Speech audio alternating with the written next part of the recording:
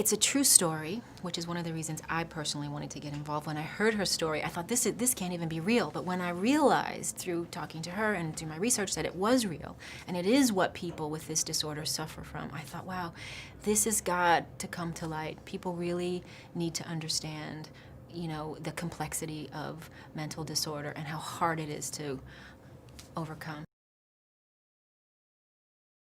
Frankie has two characters inside of her battling to exist, let's say. One is the unthinkable for me, a white, racist character. When this character comes out, Frankie actually sees herself when she looks in the mirror. She disassociates enough that she sees herself as a white woman, and she has very racist views and thoughts.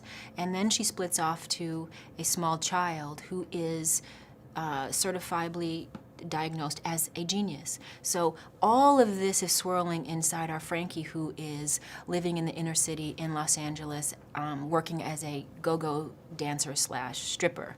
And it's her journey to try to, you know, deal with all of these personalities.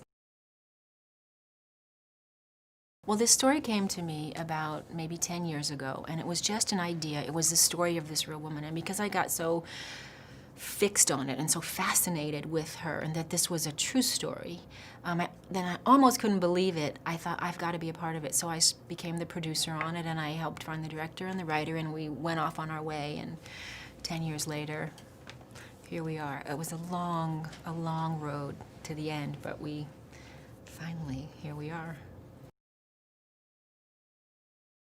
These people really struggle, sometimes minute to minute, to keep their brain from fracturing off into another character, and how hard it is for them sometimes to keep it all together. Especially the people who don't have the kind of support and help that Frankie had. She had a doctor who really took her in under his wings. So many of these people don't have family who support them, don't have doctors who support them, and they're really struggling moment to moment to just keep existing.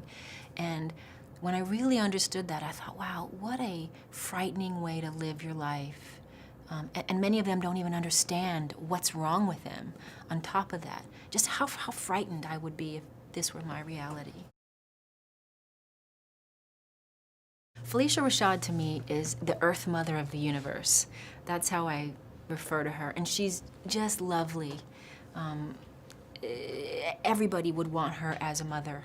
So when she agreed to play my mother in this, of course I was ecstatic, and she brings a sensitivity and a gravitas to the role that I think was really important for Frankie's mother. I hope they'll have compassion for that, you know, bum, as people like to call them, on the park bench. I hope people will think after seeing this movie, maybe that's not a bum. Maybe that's someone who is suffering and whose family has turned a blind eye and whose society has sort of chosen to forget about, who has slipped through our system.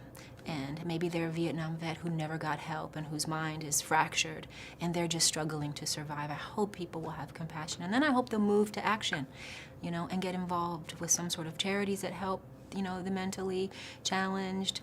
If you have a family member who's suffering, maybe you'll embrace them instead of kicking them aside and making them be like the taboo secret. Maybe people will be inspired to stand up and actually help. That would be my hope.